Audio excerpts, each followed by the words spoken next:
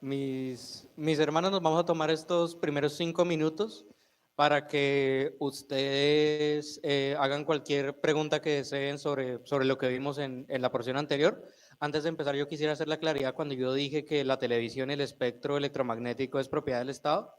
El espectro electromagnético sí. En 2021 pasaron una ley y lo expropiaron. Desde 2021 toda la radio es propiedad del Estado. La televisión no es propiedad del Estado, pero tiene derecho a suprema inspección, a control de la televisión. De manera que usted puede tener una televisora privada, pero si el Estado le dice tienes que hacer esto, lo tienes que hacer. Y tiene poder ilimitado sobre lo que se dice en televisión, si bien no es propiedad de ellos. El espectro radial sí es propiedad del Estado. Y pues si alguno tiene una pregunta de lo que se dijo.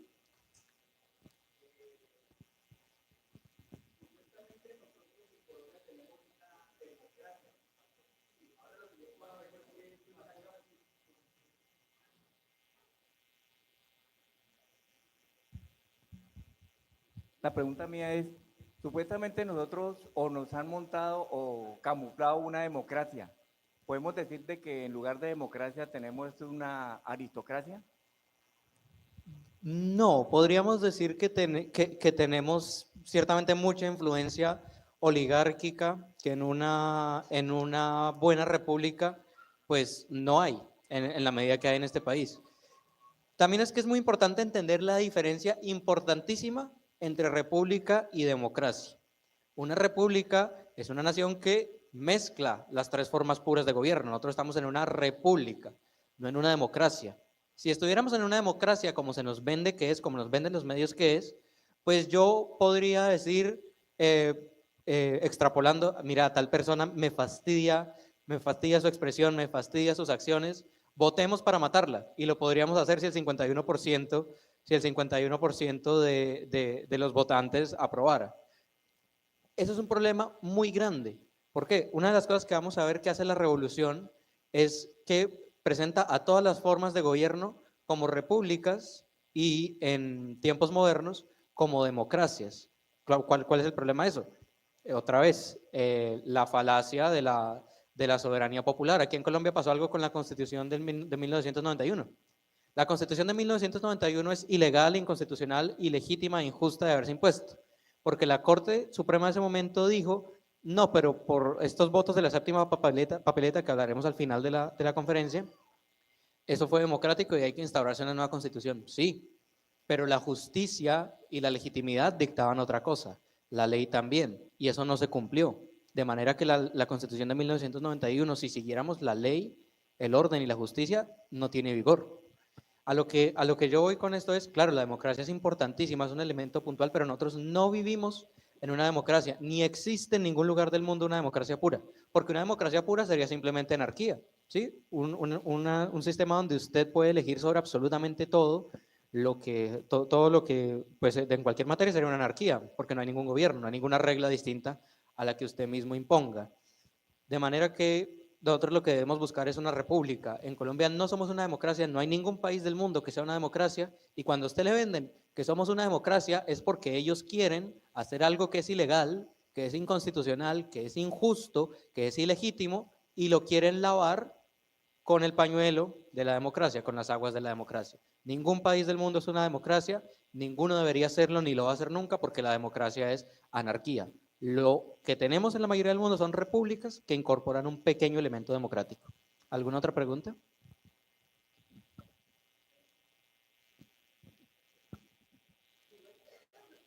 Sí, paciencia con las preguntas, deben hacerse con micrófono porque hay hermanos en la transmisión y todo debe quedar grabado. Nicolás, mi pregunta es la siguiente, es que no te entendí. O no, no sé si no te alcancé a captar cuando dijiste del tema o hablaste del tema de la participación política de los cristianos.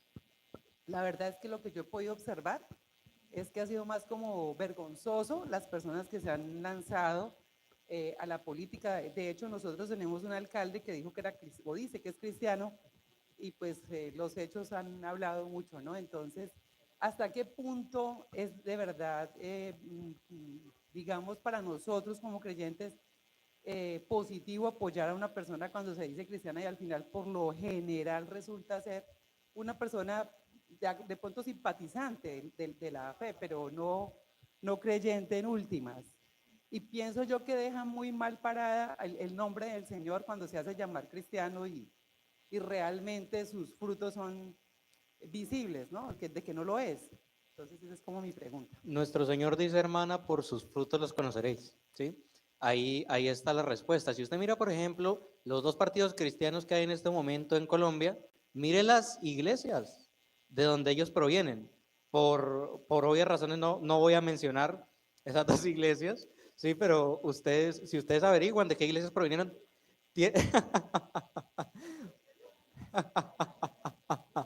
bueno, ustedes saben cuáles son los dos partidos. La pregunta es, ¿las iglesias de donde ellos? Bueno, está bien, ya me obligaron, lo voy a decir, son dos, Mira y Justa Libres. No voy a decir de qué iglesia salieron, pero ustedes observen, de qué iglesia salieron. ¿Se predica escritura ahí? ¿Se predica libertad basada en sumisión ahí? No, en lo absoluto. Ahí, eso es lo que es un antro disfrazado de cristiano. Entonces, no cualquiera que se diga cristiano puede tener el apoyo del pueblo que realmente es cristiano. De nuevo, por sus frutos los conoceréis. La hermana nos ponía, por ejemplo, nos ponía el ejemplo del alcalde, que se profesa supuestamente cristiano. Lo que debió haber hecho el pueblo cristiano antes de votar por ese alcalde es ver, bueno, si este señor investigarlo, si este señor tiene una carrera política anterior, ¿qué hizo? ¿Qué hizo? Porque es que una cosa son las palabras, pero otras cosas son las acciones, otras cosas son los corazones, ¿sí? Por ahí dicen que el político es mentiroso de profesión y hasta cierto punto es cierto. Si no podemos creer las palabras, veamos realmente las acciones y tenemos que entender, ya por último, que vivimos en un país donde somos cristianos por cultura. Es decir, no se profesa verdaderamente el cristianismo. Se profesa nominalmente un cristianismo mayoritariamente católico, hay una porción evangélica y hay una porción mínima de protestantes o reformados, que somos nosotros.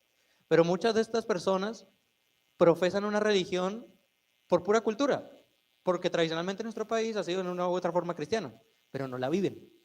Como diría el discípulo de nuestro autor, Groen van Prinsterer, el doctor Abraham Kuyper, diría, no es suficiente que el candidato sea simpatizante del cristianismo, sino tenemos que ver si profesará su nombre en todas sus obras, en todo lo que hace y en lo que ha hecho en el pasado. Entonces, la próxima vez que hay una lección, pues lo que debemos preguntarnos es, ¿qué hizo esta persona en el pasado? ¿Qué está haciendo en este momento? ¿Se ajusta esto a las escrituras? Y yo les puedo decir que incluso si esa persona no se profesa cristiana, pero por lo menos a nivel general demuestra concordancia por las escrituras, es lícito y es conveniente votar por esa persona. Pero de nuevo, vamos a las acciones, no a las palabras. Creo que una última pregunta para ya comenzar, si la hay. Listo, perfecto, prosigo yo. Hablamos entonces de los abusos. Esta es quizá la versión más popular que se nos dice. La Revolución Francesa, recuerden que ese es el objeto de nuestro estudio y ahí provienen todas las revoluciones modernas, anticristianas. La Revolución Francesa se produjo por los abusos del rey, porque el pueblo no tenía pan, porque cuando a la reina le dijeron que el pueblo tenía hambre, la respuesta de esa señora aristócrata fue que coman pastel. ¿Sí? Se nos vende que esa fue la causa de la revolución. Pero el autor nos cuestiona, ¿será cierto? Puede haber una causalidad. Sí, y él ya lo va a demostrar, pero no va a ser suficiente para desencadenar una revolución de los alcances que tuvo esta. Y él nos plantea una pregunta, ¿era el rey, la nobleza o el clero tiranos insoportables? Y la verdad es que no lo eran. No lo eran, podrían ser tiranos, pero no insoportables. Y para que los revolucionarios pudieran justificar estos supuestos abusos, ellos tuvieron que recurrir ¿han escuchado ustedes del revisionismo histórico? ¿Alguno de ustedes? ¿No? Bueno, el revisionismo histórico es cuando usted coge lo que realmente ocurrió y reescribe los libros de historia o sesga hechos reales, de manera que la historia ya no es fiel a la realidad, sino a un sesgo, ¿sí? No hay imparcialidad. Yo les podría decir que en este país tenemos un sesgo tremendo y más adelante hablaré de ello, por ejemplo, con la figura de Simón Bolívar. Nosotros adoramos como padre de la patria porque la verdad es que lo que hay con Bolívar aquí en este país es un culto civil prácticamente, eso es casi una religión, el bolivarianismo, y en Venezuela ni les digo. ¿sí? El pueblo venezolano está en una situación mucho, mucho, mucho peor. Y vemos como padre de la patria y prácticamente como un dios en la tierra a un hombre que no era más que un tirano asesino deshonrado. ¿Sí? Completamente deshonroso ese hombre. Y para que ellos pudieran justificar estos supuestos abusos, tuvieron que recurrir los revolucionarios al revisionismo histórico. Entonces, ¿ellos qué hicieron? Ellos recolectaron todos los abusos que habían ocurrido en los siglos X, XI, XII, 12, 15 y 16, es decir, cogieron los abusos de casi 1000 años y dijeron, todo esto ocurrió ayer. Dijeron, todo lo que el pueblo francés había sufrido por casi 1000 años es culpa del rey que tenemos en este momento, que sería el equivalente moderno a decir, todos los problemas que tiene Colombia son culpa del presidente que no ha estado ni siquiera 4 años en el poder, ¿sí? Eso se llama revisionismo histórico. ¿Qué pasó en el siglo XII? Feudalismo.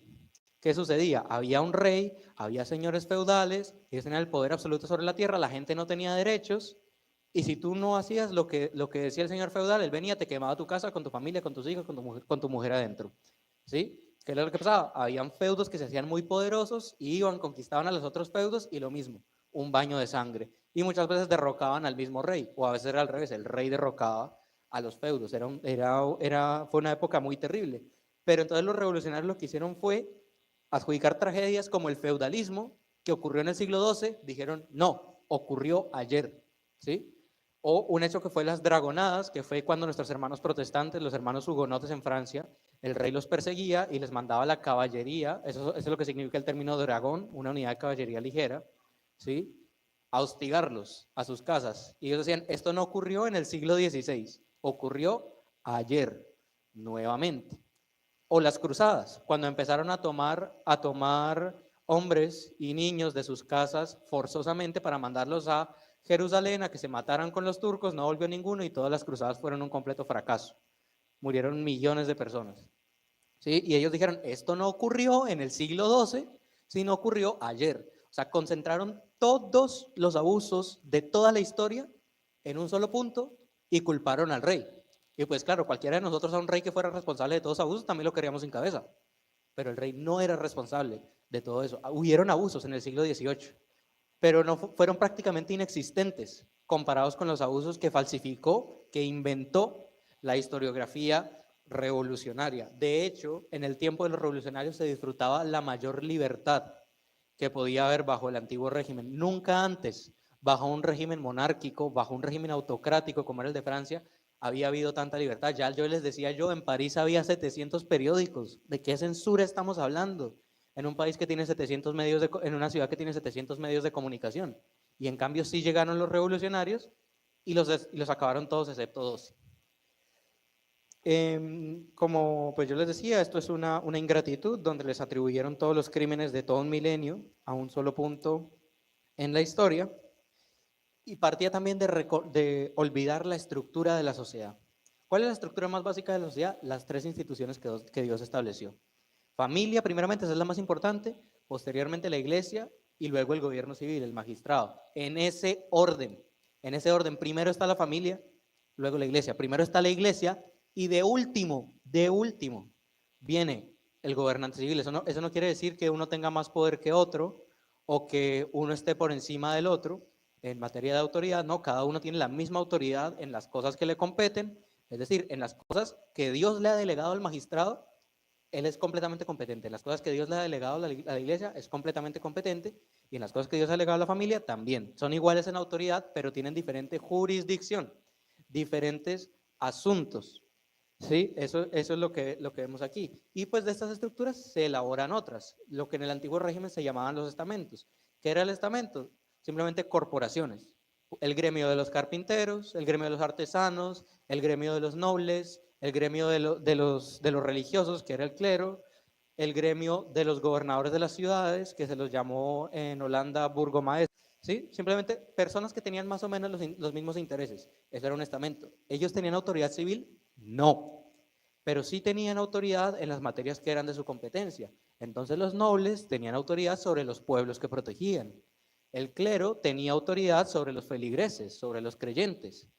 El gremio y los gremios pues, de artesanos tenían autoridad en materia de la producción y de la economía. No tenían poder civil. Note la diferencia. El rey no tenía poderes sobre los estamentos. El rey no podía ir y decirle al carpintero, mira, hoy tienes que producir tantas piezas, hoy tienes que producir tantos muebles.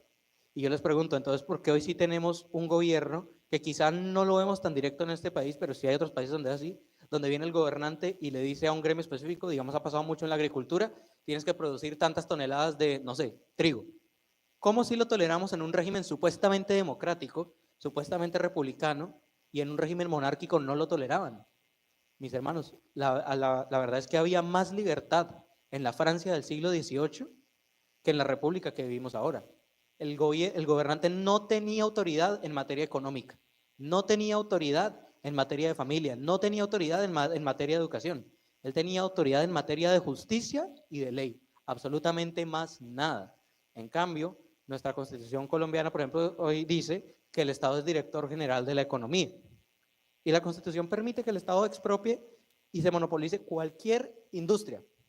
La gasolina, por ejemplo, es monopolio exclusivo del Estado y tiene un impuesto del 60%, que es lo que le da cuando usted suma todos los impuestos que eso tiene, el recargo que suma Ecopetrol, y entre otras cosas. La producción de alcohol es monopolio también del Estado. ¿Sí? En Colombia hay muchos monopolios. Los servicios públicos, si bien lo manejan las empresas privadas, ahí el son lo dicta el Estado.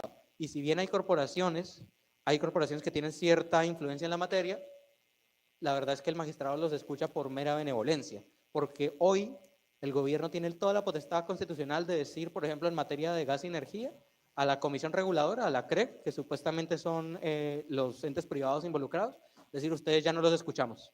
Y de ahora en adelante vamos a manejar directamente el agua, el gas, y lo pueden hacer. Sería completamente legítimo y sería completamente legal. En una monarquía eso no se podría. Esa es la realidad.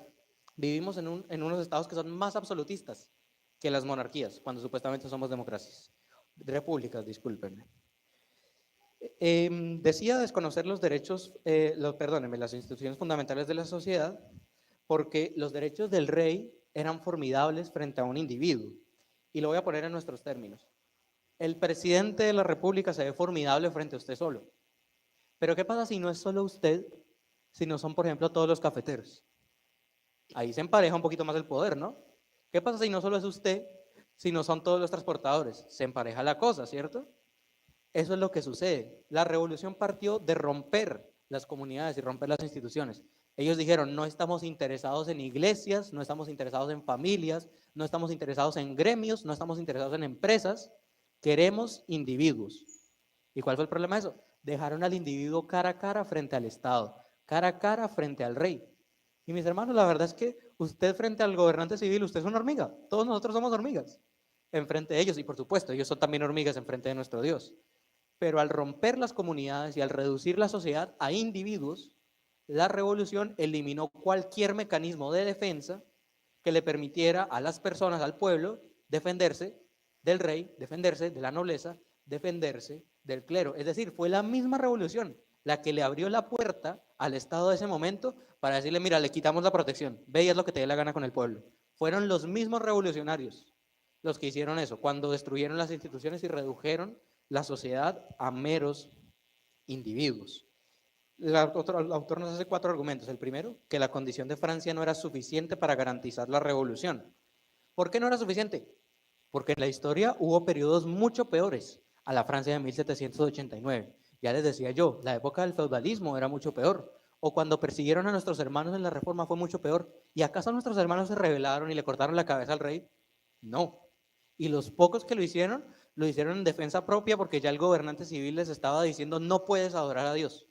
Pero la inmensa mayoría de ellos no respondieron derrocando al gobernante, y los que lo hicieron con todo el fundamento bíblico y justo para hacerlo, que fueron muy pocos por demás. De manera que la condición de Francia no garantizaba la revolución, porque siguiendo esa lógica, en cualquier otro periodo pudiera haber habido una revolución igual, y nunca la hubo. Nuestro segundo punto nos habla, lo que ya les decía, de lugares y periodos en condiciones mucho peores que la de Francia. Y esto es lo más importante, la revolución no fue echada a andar por los oprimidos. El esclavo no es el que trama cómo va a derrocar a su maestro. Eso es falso. Miren ustedes cualquier revolución. Eso es la mentira más grande que nos han podido vender a cualquier pueblo, es que las revoluciones se originan en el pueblo. Mentira. Mi hermano, si usted trabaja de sol a sol, si usted no tiene tiempo para pensar, no tiene tiempo para descansar, está preocupado en sobrevivir, que es como nos tienen los estados modernos, ¿realmente usted tiene tiempo para planear una revolución? ¿Realmente usted tiene tiempo para ponerse a filosofar? No.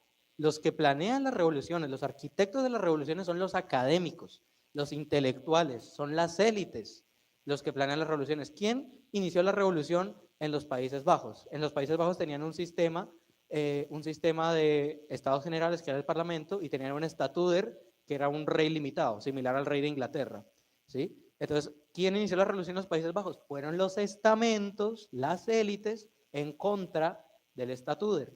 ¿Quién inició la revolución en Francia? Fueron los estamentos también, es decir, los gremios, contra el rey.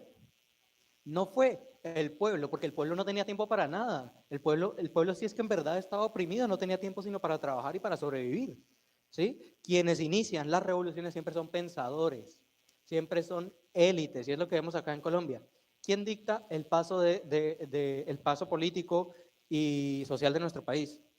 Mis hermanos, la verdad es que eso no lo dicta ninguna corporación, eso no lo dicta ningún gobierno, eso no lo dicta ninguna organización internacional, eso lo dicta la academia. Para ser puntuales, las universidades, ni siquiera las escuelas. ¿No me cree usted? En el año 1850 se creó el ICETEX, ¿sí? La organización que le da créditos a los estudiantes universitarios. Pero a usted no le han dicho para qué se creó. El ICETEX se creó para mandar a los profesores locales a estudiar a la Universidad de Lumumba en la Unión Soviética.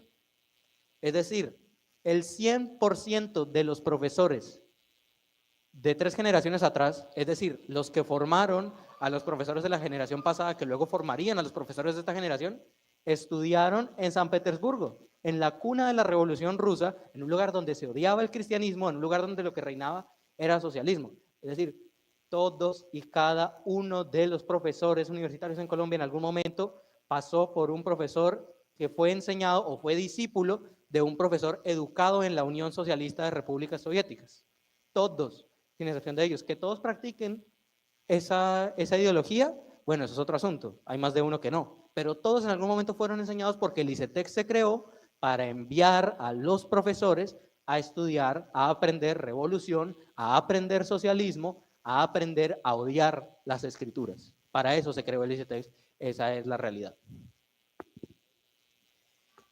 Se nos pone el ejemplo entonces de varios reyes que, contrario a abusar de sus pueblos, lo que hicieron fue defenderlos. Nos habla de Guillermo y de Maurice de Orange. ¿Sí? Estos eran los líderes de la restauración holandesa, los que forjaron la independencia de España y trajeron una república con libertad religiosa, de cómo derrotarían justamente a España, y del rey de Suecia, Gustavo Adolfo, que derrotaría la expansión de la Revolución Francesa. Y lo que nos muestra aquí, por cierto, los dos eran cristianos, tanto Guillermo de Orange como Gustavo Adolfo, eran reformados, calvinistas para ser puntuales ambos.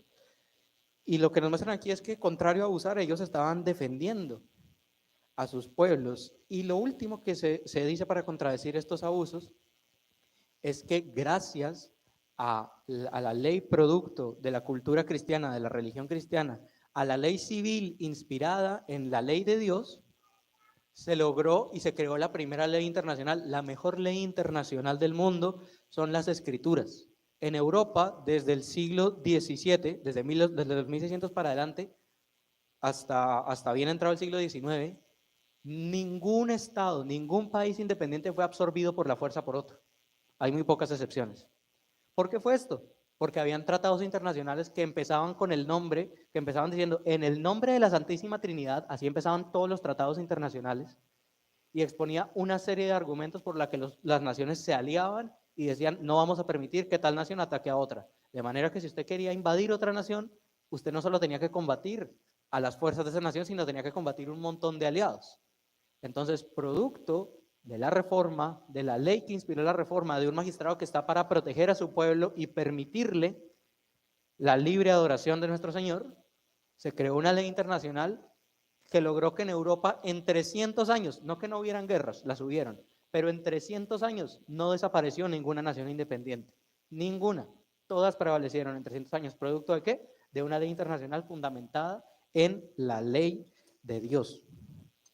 Y ese es un problema muy grande, mis hermanos, porque yo les diría, ¿la ley internacional de nuestro tiempo está basada en la ley de Dios? ¿O está basada en la Declaración de los Derechos del Hombre y del Ciudadano de la Revolución Francesa o la Declaración de los Derechos Humanos de la Organización de las Naciones Unidas?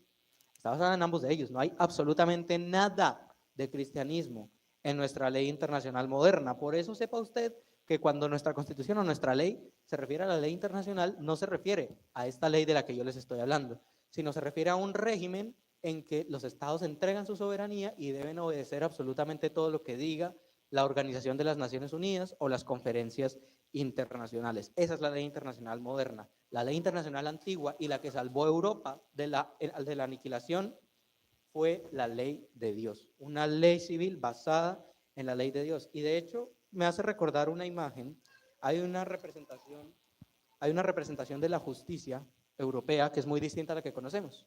Usted ve una representación de la justicia y ve a una mujer sosteniendo una balanza en una mano y una espada con los ojos vendados. Bueno, nuestros hermanos en Europa, cristianos, lo que hicieron fue una mujer con los ojos abiertos, con una espada apuntando a las escrituras y una balanza.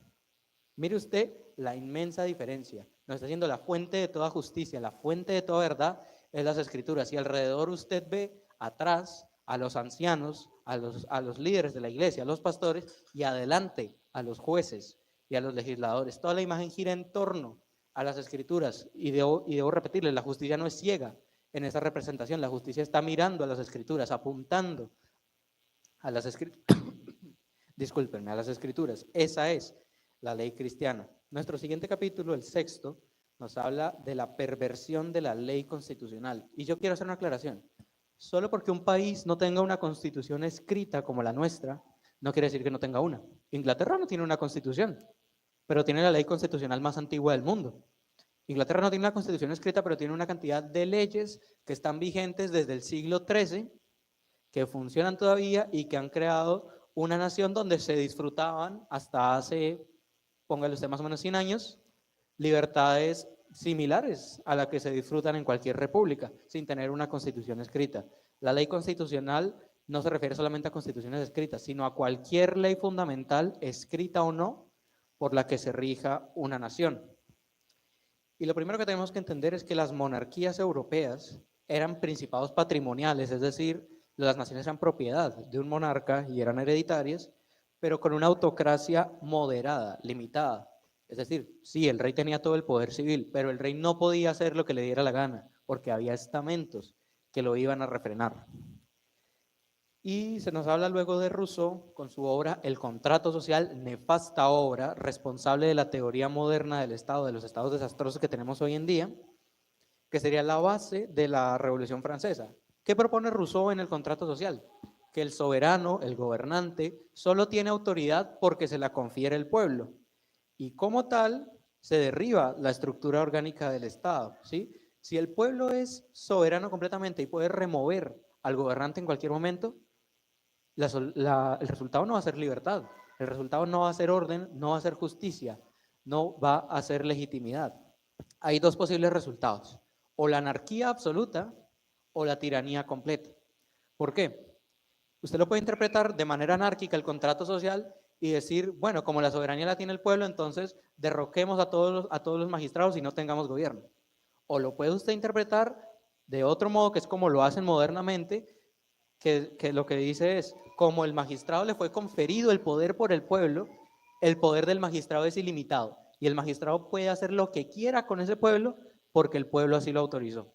En eso se basa la teoría del Estado moderna, en eso se basa la ley constitucional colombiana, que solo porque nosotros votamos por unos representantes, esos representantes pueden hacer lo que se les antoje. No es así, no es así de nuevo. La ley constitucional bíblica cristiana lo que imponía eran los principios de justicia y de legitimidad. De manera que no importa cuántos votos tuviera un asunto, sí, una discusión, si se consideraba injusta o ilegítima, no se podía llevar a cabo esa definición, sin importar cuántas personas lo apoyaran. Y una de las falacias francamente descaradas de los historiadores, revisionistas, perdonen ustedes, revolucionarios, es atreverse a decir que la reforma protestante causó la revolución. Lo que nosotros vemos fue todo lo contrario. La Reforma Protestante evitó la revolución. Usted mira la Europa del siglo XVI y usted lo que ve es un continente al borde de la anarquía.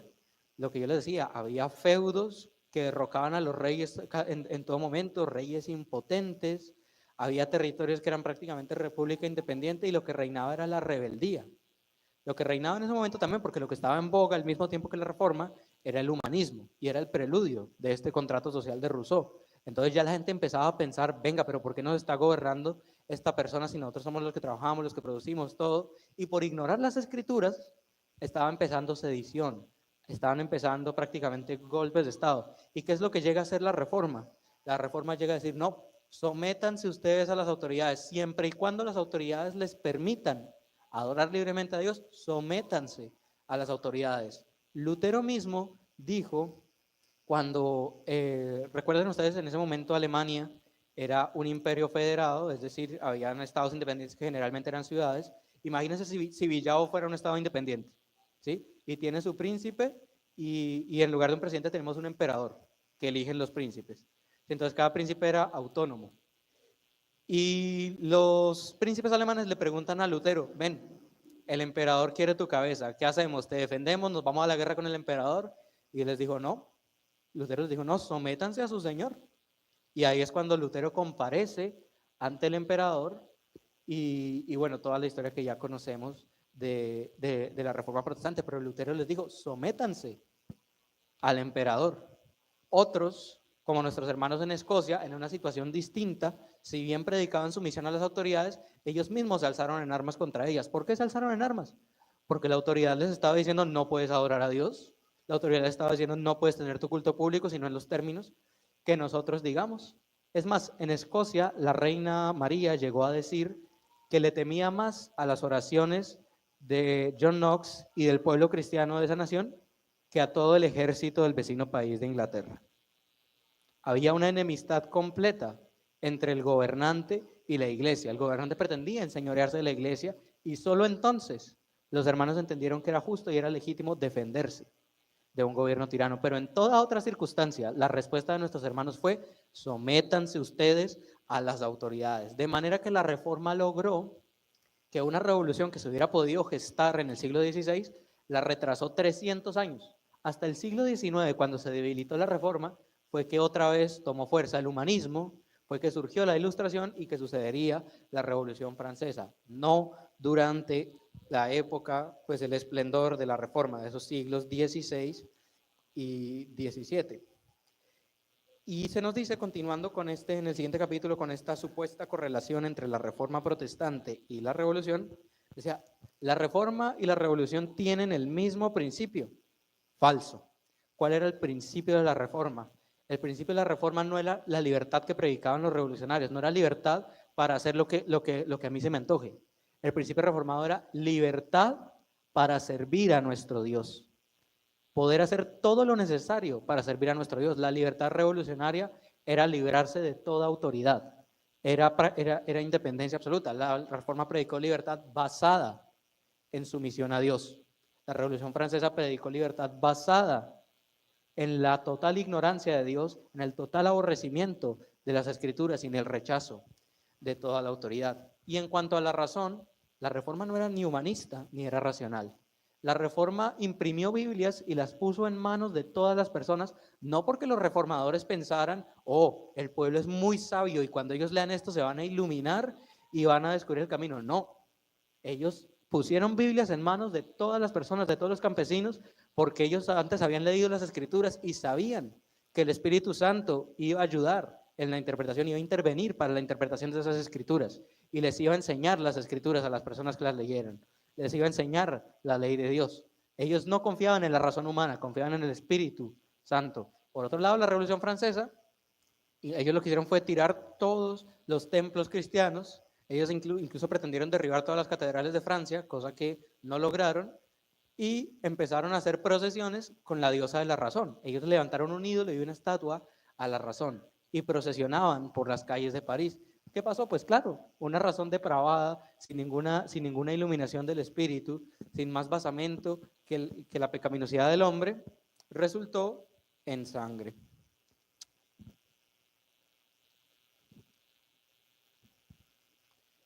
En cuanto a su impacto, pues como ya les decía, la reforma lo que hizo fue apaciguar. Muchas gracias. La reforma lo que hizo fue apaciguar la revolución. En ningún momento la reforma tuvo algún punto en común.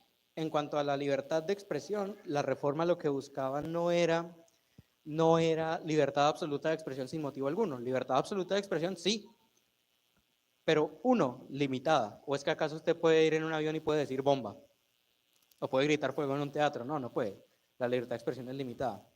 Pero los reformadores querían libertad de expresión era para predicar el evangelio. Para eso era que se quería.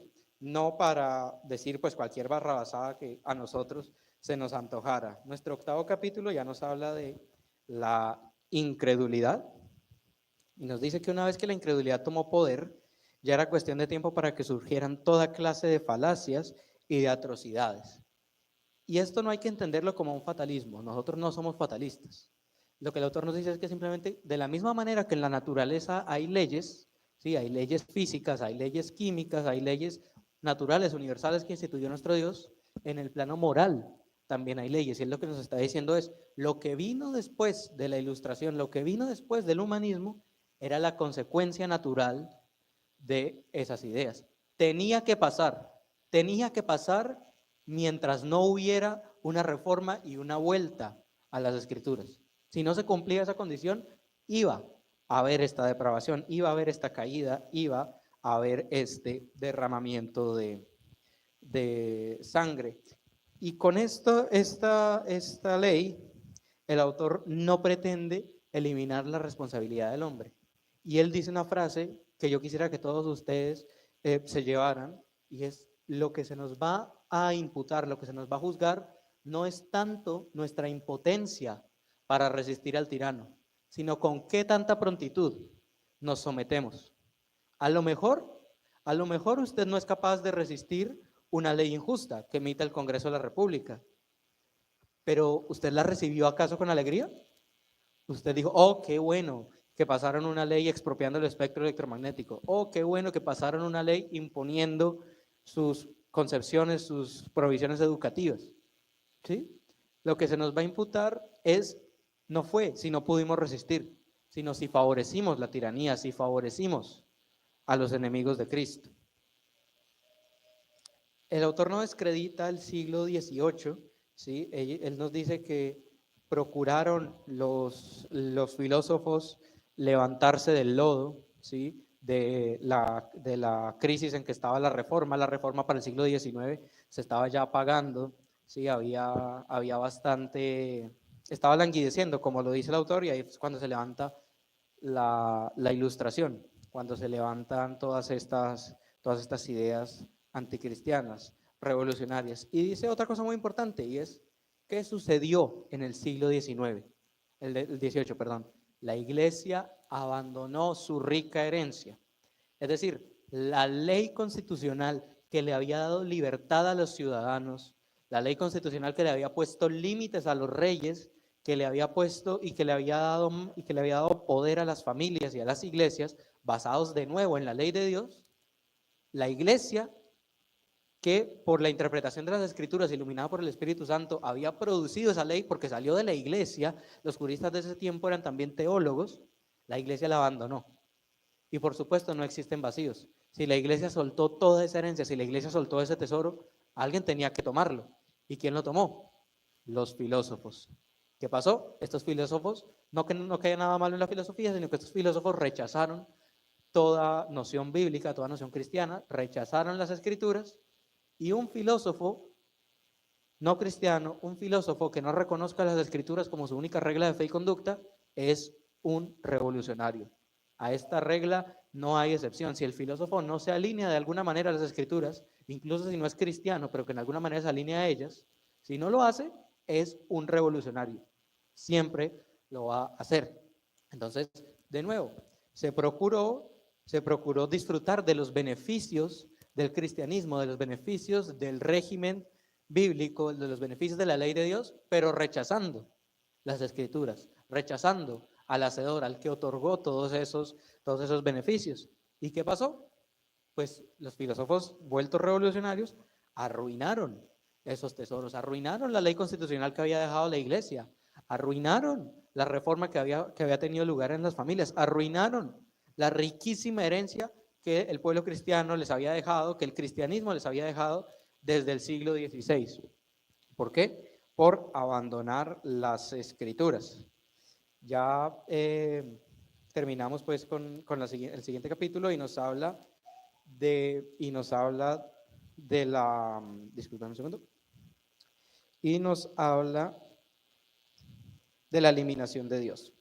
Sí, nos habla de la eliminación de Dios. ¿Qué pasó? Que cuando la incredulidad toma poder, como ya yo les decía, se empieza a erosionar toda la herencia cristiana. Se nos habla de las nociones de igualdad y libertad. ¿Cuál era el grito de la Revolución Francesa? Yo creo que esto se enseñó en todas las escuelas. Libertad, igualdad, ¿y cuál era el otro grito? Y fraternidad. Pero lo que usted no le cuenta, la escuela, es que les falta una palabra. El grito de la Revolución Francesa era libertad, igualdad, fraternidad o muerte. Muerte. Si usted no concuerda con nosotros, lo matamos. Eso fue textualmente lo que gritaban los revolucionarios franceses. Era el grito completo, cosa que convenientemente no se nos enseña en nuestro sistema educativo moderno. Como muchas otras cosas. A usted, por ejemplo, se le dice que la Revolución Francesa es directamente responsable de las libertades que hoy gozamos. Estamos viendo aquí que no, que antes estuvo a punto de eliminarlas. Y como yo les decía al principio de la conferencia, fue el cristianismo, fue la ley de Dios la que nos dio todas las libertades civiles de las que hoy gozamos. Eso proviene de Inglaterra. La Inglaterra donde nuestros hermanos le cortaban la cabeza a los reyes paganos y adoraban, se sometían a los reyes cristianos, a los reyes que hacían el bien, le rendían su absoluta lealtad, donde limitaban el poder del rey, donde limitaban el poder de los gobernantes, porque la escritura les decía, es necesario obedecer a Dios antes que a los hombres. Es la Inglaterra cristiana la responsable de las libertades que nosotros tenemos hoy y no la Revolución Francesa. Pero mi pregunta es, ¿en cuántas escuelas se enseña hoy el sistema de gobierno inglés? El parlamentarismo, la monarquía limitada. Nosotros lo que enseñamos es la Revolución Francesa. Esa es la realidad. Por cierto, ¿sabían ustedes que la primera constitución que se escribió fue una copia del libro de Deuteronomio? El rey de Inglaterra en ese momento, en el siglo X, Alfredo de Essex, si no me falla la memoria, él dice, no, necesitamos una ley fundamental, necesitamos un código penal. Y él lo que hace es copiar el libro de Deuteronomio con algunas adaptaciones pues a su contexto particular, y esa fue la primera constitución que se escribió. No fue la americana de 1776, no fue la francesa y revolucionaria de 1791. La primera constitución que se escribió en el siglo X y fue una copia casi exacta del libro de Deuteronomio, de la ley de Dios. Hay una frase también muy importante acá, esta no es del autor, sino de un filósofo llamado Ancillón. Dice, los principios sin ideas son un punto de apoyo sin palanca, pero las ideas sin principios son una palanca sin punto de apoyo.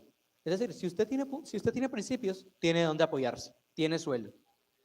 Y si le faltan ideas, pues sigue teniendo suelo, pero sin la palanca no puede hacer absolutamente nada, pero por lo menos tiene un suelo. Si usted tiene las ideas sin principios, usted puede tener la palanca, pero no hay suelo, está cayendo, ¿sí? Está fracasando, va a morir si no tiene principios, así tenga las mejores ideas. Y esto fue exactamente lo que hizo la Revolución Francesa. Se quitaron su propio suelo, que era la ley de Dios, a pesar de que tenían muy buenas ideas. Yo creo que a todos nos agrada la libertad, a todos nos agrada la fraternidad, a todos nos agrada la igualdad, por lo menos ante la ley, ¿sí? Pero si estas ideas no están fundamentadas en un piso, en un punto de apoyo que es la palabra de Dios, estamos condenados, mis hermanos. Estamos en caída libre, vamos a morir. Ejecutamos esas ideas y el resultado va a ser muerte. Aquí hay algunas citas de Rousseau en su obra El contrato social y yo quisiera que las apuntaran, es muy importante. Dice, todo gobierno legítimo es republicano. Eso le arrancó la legitimidad a todos los estados europeos, porque los estados europeos eran monarquías. Y con esta afirmación dijo Rousseau, rechazamos la dispensación divina que determinó que nuestros gobiernos fueran monárquicos, limitados, y solo nos vamos a someter a los gobiernos republicanos. Con esta afirmación, Rousseau eliminó cualquier legitimidad que pudieran tener los reyes. Dice otro, no hay ni puede haber ninguna especie de ley fundamental obligatoria para el cuerpo del pueblo, aún el mismo contrato social. Es decir, el pueblo soberano está por encima de toda ley.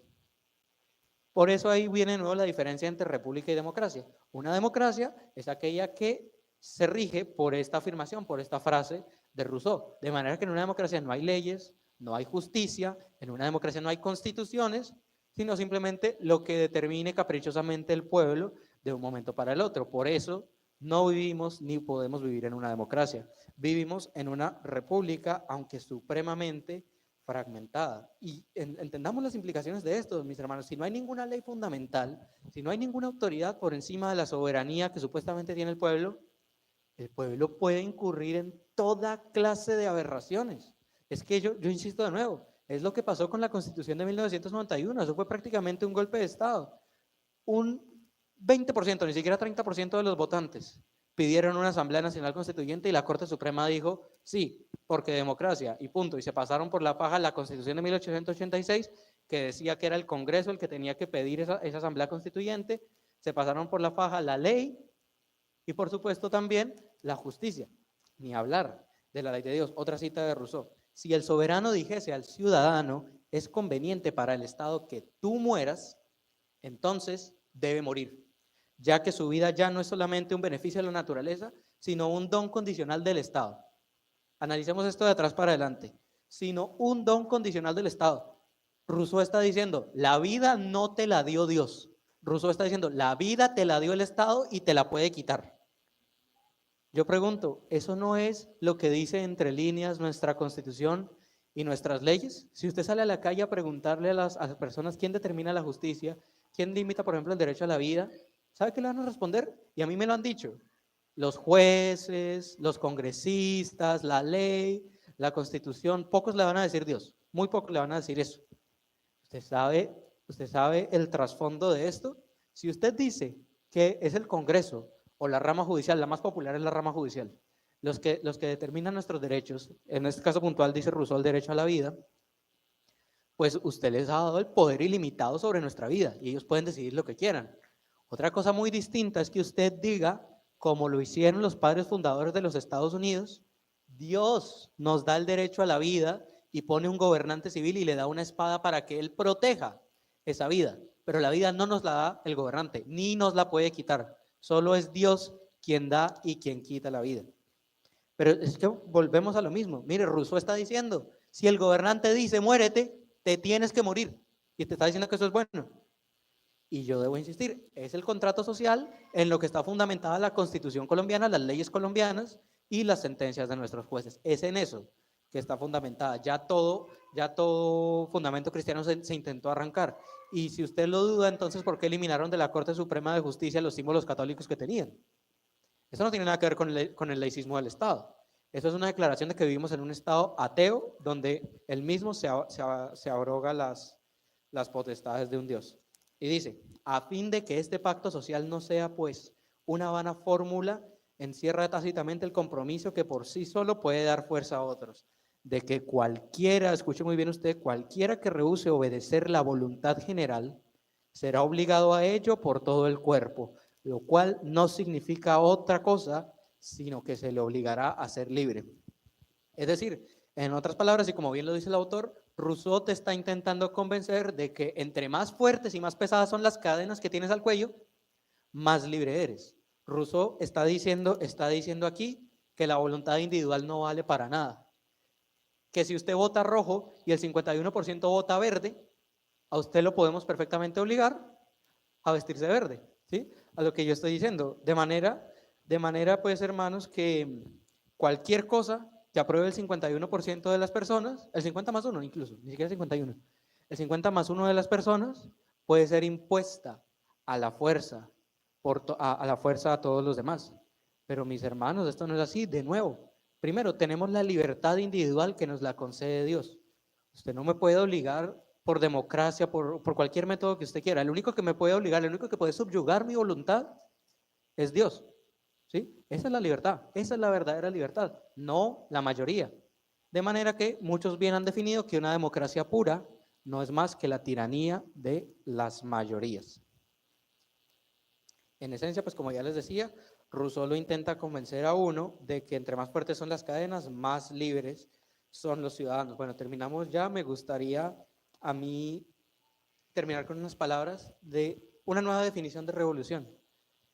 A mí me gusta definir revolución como el acto de cambiar las cuerdas por las cadenas. La revolución es cuando yo estoy inconforme con una tiranía que a lo mejor me oprime, pero por no analizar esa tiranía a la luz de las escrituras, por no analizar, por no ver cuál es el debido régimen, por no basarme en la ley de Dios, yo termino librándome de esas cuerdas para ponerme unas cadenas de hierro encima. Termino migrando de un régimen a uno peor. Les pregunto yo, ¿no fue lo que pasó en nuestras naciones con la supuesta independencia?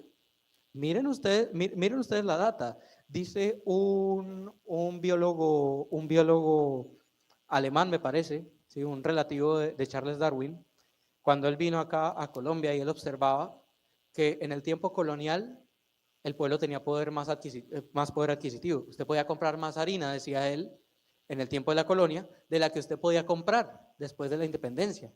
Y eso no es simplemente porque nos independizamos y España era mejor, como decían algunos, no. Sencillamente porque el gobierno revolucionario de Simón Bolívar tomó muy malas decisiones y eliminó muchas libertades. ¿Sabían ustedes que Simón Bolívar le cedió todo el territorio panameño y las islas caribeñas a los ingleses para financiar su guerra de independencia? Que les cedió la Guyana venezolana, o que por ejemplo José San Martín en Argentina les cedió las Islas Malvinas por las que tanto pelean a los ingleses a cambio de 5.000 soldados de infantería. Fueron esas malas decisiones, fueron esas usurpaciones de libertades lo que empeoró nuestra situación.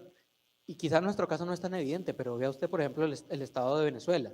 En Venezuela, después de la independencia, los primeros 50 años, se eliminó toda institucionalidad.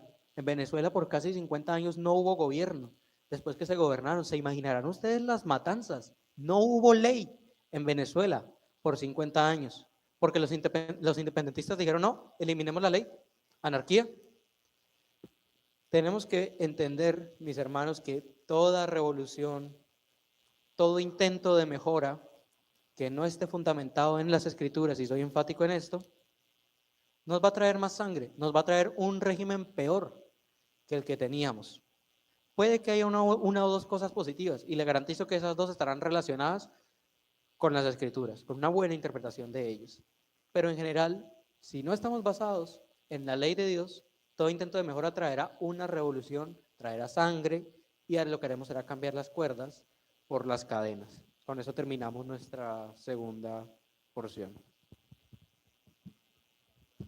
Si desean, pues terminamos temprano, podemos pasar la sesión de preguntas aquí a finalizar esto. ¿Alguna pregunta sobre esta porción?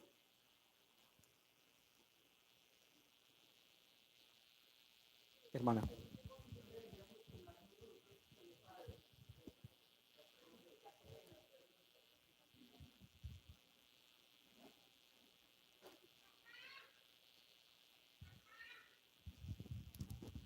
¿Qué posición deberíamos tomar nosotros como padres hoy en día, donde nuestros hijos son tan altamente, digamos, afectados por los colegios, como tú mencionabas, por las universidades, en todos estos temas que tú mencionas respecto a la revolución y lo que ellos escuchan en sus sitios de escolares?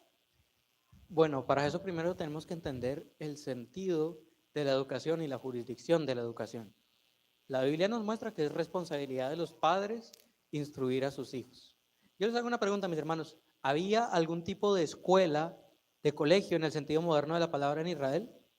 La respuesta es no. Los colegios, las escuelas fueron un invento de los paganos, de los griegos y de los egipcios. Eso fueron las escuelas.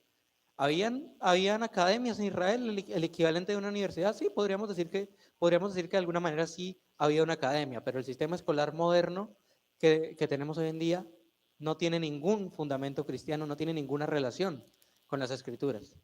Las primeras escuelas, repito, las crean los paganos griegos y egipcios, y el sistema moderno escolar que tenemos hoy en día lo crea el Estado prusiano, lo crea el señor Otto von Bismarck, un fascista alemán, que por cierto el fascismo no es sino la forma autoritaria y nacionalista del socialismo, para que valga ahí esa salvedad.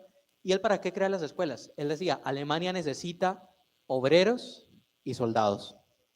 Entonces él instituye las escuelas para formar gente sin pensamiento crítico, que no cuestione órdenes y que sirvan para dos cosas: para darse de balazos en el campo de batalla y para trabajar como mulas, sin ninguna pregunta. Eso, así se crea el sistema escolar moderno, y con las universidades pasa algo semejante. Ya después, en los años 20, finales de los años 20, John Dewey reingeniaría el sistema escolar de Bismarck, que por cierto, John Dewey en la academia es un hombre supremamente alabado, cuando él lo que hizo fue empeorar la situación del ya pagano sistema educativo que teníamos. Él lo que hizo fue arrancar cualquier vestigio de cristianismo que hubiera en el sistema. A lo que yo voy es que el sistema educativo que tenemos mediante colegios, no las universidades, porque las universidades son una institución en mayor o menor medida cristiana. La universidad más antigua de Occidente, por lo menos, fue fundada, de hecho, por la Iglesia, la Universidad de Bolonia en Italia. Pero la institución escolar, lo que son los colegios, ¿sí? Todo lo que usted envía a sus hijos de grado primero a 11, todo eso es una institución pagana creada para formar gente que no haga preguntas y que se someta al gobernante civil, al tirano que está en el poder. Para eso son las escuelas, para eso las crearon los alemanes, no se crearon para educar. La educación es muy parcial y es meramente colateral. Se crearon para formar esclavos, y esa es la verdad. Entonces yo les puedo decir, de manera inmediata, esté usted encima de lo que aprenden sus hijos. Asegúrese que sus hijos en la escuela no aprendan nada de lo que usted no se entere. Esa es la solución interina, ¿sí? Y enseñe usted las escrituras, contraste, diga, hijo, hija, revisemos esto es correcto, esto es acorde a la palabra de Dios, eso de manera inmediata, de manera general. Y la única solución integral al problema de la educación, la única forma de acabar con esa bestia que para lo que sirve es para formar esclavos, es sacar a sus hijos de las escuelas. Las escuelas, y yo estoy convencido de esto, toda escuela debe eliminarse. El sistema escolar moderno fue ingeniado por los paganos. ¿Cómo se educaban nuestros hermanos en Estados Unidos? Nuestros hermanos en Estados Unidos tenían tutores. El profesor iba a la casa, enseñaba junto con los padres, y ya después que el muchacho crecía, la primera vez que el muchacho iba a una escuela era porque ya iba para la universidad. Todo lo que hoy conocemos como educación primaria y secundaria era enseñada por los padres con el respaldo de los tutores. En Estados Unidos no hubo escuelas hasta que el gobierno americano lo impuso por la fuerza para formarse esclavos. En Estados Unidos hasta principios del siglo XIX no hubo ninguna escuela. No deben por qué haber escuela. Pueden haber universidades, pero deben reformarse. No debe por qué haber una escuela. La educación corresponde a los padres por los medios que se puedan ayudar. Y sí, yo estoy completamente convencido. La única solución integral es sacar a los hijos del sistema escolar, educarlos en casa con los apoyos que usted necesite y garantizar que la formación sea bíblica, que la formación sea cristiana. Y el reto ahí es uno muy sencillo: el tiempo, porque seamos realistas. Las escuelas modernas no funcionan realmente para educar, sino, como ya dije, para formar esclavos, y son un corral, son una guardería para los padres que no tienen tiempo o que simplemente no quieren responsabilizarse por sus hijos. ¿Pero por qué los padres no tienen tiempo? Los padres no tienen tiempo porque vivir es más caro. ¿Y por qué vivir es más caro? Porque el tirano del gobernante impone impuestos excesivos, el tirano del gobernante impone regulaciones, el tirano del gobernante impone leyes que suben el costo de la vida, ¿sí?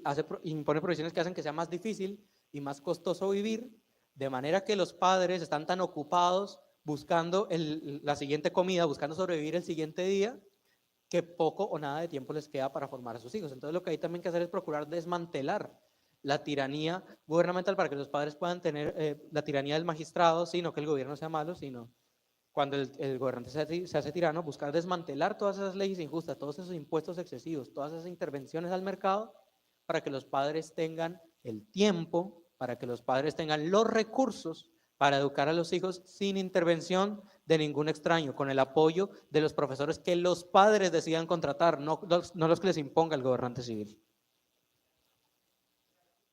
Bueno, ¿alguna otra pregunta? Creo que todavía tenemos tiempo.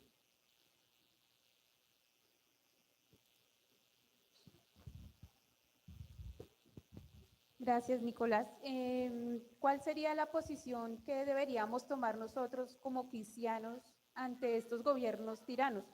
Acá en Villavicencio tenemos un ejemplo muy cerquita y es que tenemos impuesto un peaje acá a la salida hacia Restrepo, que de eso es una lucha en varios sitios del país. ¿Sí? Hablas mucho de los gobiernos tiranos, pero pues, ¿cuál sería nuestra posición ahí? La posición correcta. Hay existen dos formas de resistencia, mi hermana, que el cristiano puede emplear. Está la resistencia pasiva y la resistencia activa.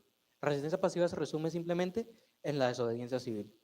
¿Esta ley es injusta? Si está en mi potestad, no la voy a obedecer. Pero claro, uno no le puede decir al esclavo que se rebele contra su amo porque le van a venir unos latigazos. Si usted no paga sus impuestos, así sean excesivos, le va a llegar un latigazo de la DIAN. Entonces, lo primero es, en lo que esté en mi potestad, si la ley es injusta, si la ley no se ajusta a la ley de Dios, directamente desobedézcala.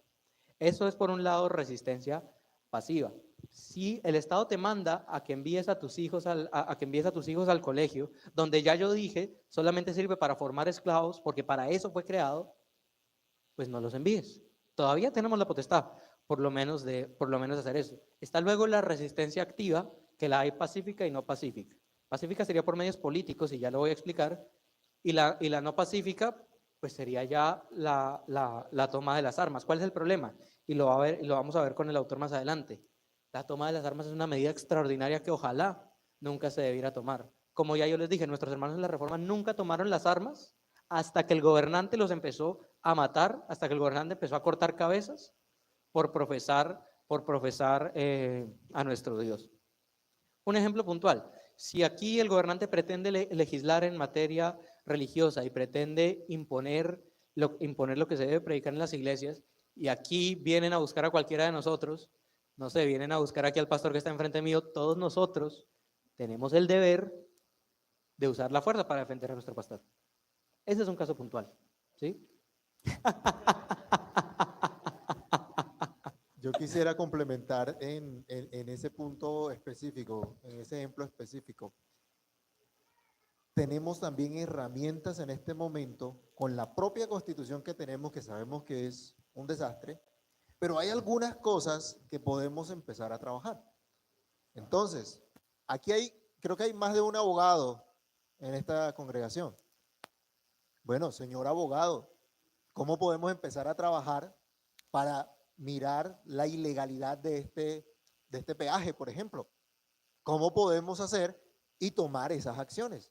¿Sí? De esa manera está haciendo ya una resistencia también a una acción injusta en ese sentido.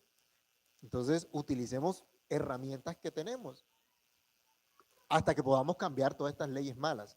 Pero podemos comenzar entonces con la misma legislación que tenemos. Usted sabe que los abogados leen la letra menuda y algunos se agarran de unas cositas ahí que uno dice, ¿cómo lo hicieron? Bueno, utilicemos esas herramientas por ahora también para defender nuestros derechos en ese sentido, ¿sí? Para proteger nuestra familia, para proteger nuestro dinero, ¿sí? También. Entonces creo que esa es una de las cosas que pudiéramos empezar a trabajar. Así como cuando por acá creo que estaban estorbando el tema de la construcción. Bueno, abogados, trabajen. Esto es la obra de Dios, trabajen en la obra de Dios también. Entonces, ¿para qué son abogados? Ajá. Sí, eso va a los medios políticos que me gustaría pasar a definir, y yo quiero aclarar: el uso de la fuerza y de las armas es un recurso extraordinario que solo se autoriza a usarnos cuando el gobernante viene tras de nosotros, uno, por profesar a nuestro Dios. Solo entonces usted puede hacer el uso de las armas. O por ejemplo, si vienen a su casa a llevarse a sus hijos, que lo han hecho en muchas naciones, ¿sí? Ahí se autoriza el uso de las armas en defensa propia. Pero son casos muy extremos y casos que nosotros como cristianos debemos orar y debemos pedir que nunca lleguen. En general, por medios políticos, mi hermano, como lo decía ahora mi padre, por medio de las leyes. Pero para que estos abogados nos puedan servir, estos abogados primero tienen que arrancarse y va a sonar agresivo, pero arrancarse toda la revolución que aprendieron en la escuela de Derecho. Porque el derecho que se practica en Colombia y como está hecho en nuestra Constitución, me corregirá si hay algún abogado en el público, se llama derecho napoleónico o derecho chileno, que es una reedición del derecho napoleónico, del derecho francés. ¿Cuál es el problema? La ley napoleónica está basada en esta Revolución Francesa. Entonces, la ley napoleónica parte de decir no hay Dios. Caso contrario a la ley común, common law, que se practica en el Reino Unido, que se practica en los Estados Unidos, que se practica en Australia, que parte del reconocimiento de que la ley de Dios, de que Dios es la fuente de toda verdad, Dios es la fuente de toda justicia y Dios es el legislador supremo. Y eso se ve en las evidencias. Por ejemplo, en el derecho continental, que es el que tenemos aquí en Colombia, los juicios no son por jurado, son inquisitoriales, ¿sí? Es decir, a duras penas hay testigos y no hay jurados en los juicios. Entonces, se facilita en gran medida que los jueces incurran en una sentencia inadecuada o que incluso incurran en corrupción. En Estados Unidos no, porque en los Estados Unidos, bajo la common law, hay un sistema de jurados que no solo son testigos permanentes del juicio, sino que el jurado es el que determina el veredicto y el juez está para ver si ese veredicto es efectivamente legal o no, de manera que se dificulta mucho más que haya que yerre la justicia, porque está bajo revisión permanente y al final la última palabra la tiene realmente el jurado, que son ciudadanos comunes, con la guía, por supuesto, del juez. Entonces, sí, los abogados son muy importantes, pero hay que arrancarse de la cabeza el derecho napoleónico, el derecho francés, hay que arrancarse de la cabeza el derecho continental. Lo que sabe de ese derecho, lo que aprendió en la escuela de derecho, utilícelo para desmontar el derecho que tenemos en Colombia e instaurar un derecho basado en las escrituras como el que se practica en el mundo angloparlante. En otros medios políticos pues está la participación política. Mire, la votación, yo quiero hacer énfasis, mis hermanos, hay personas que se consideran apolíticas y no votan. Mis hermanos, quien no vota, primero pierde su derecho a quejarse. El que no vota primero pierde su derecho a quejarse de cualquier cosa que haga el gobernante.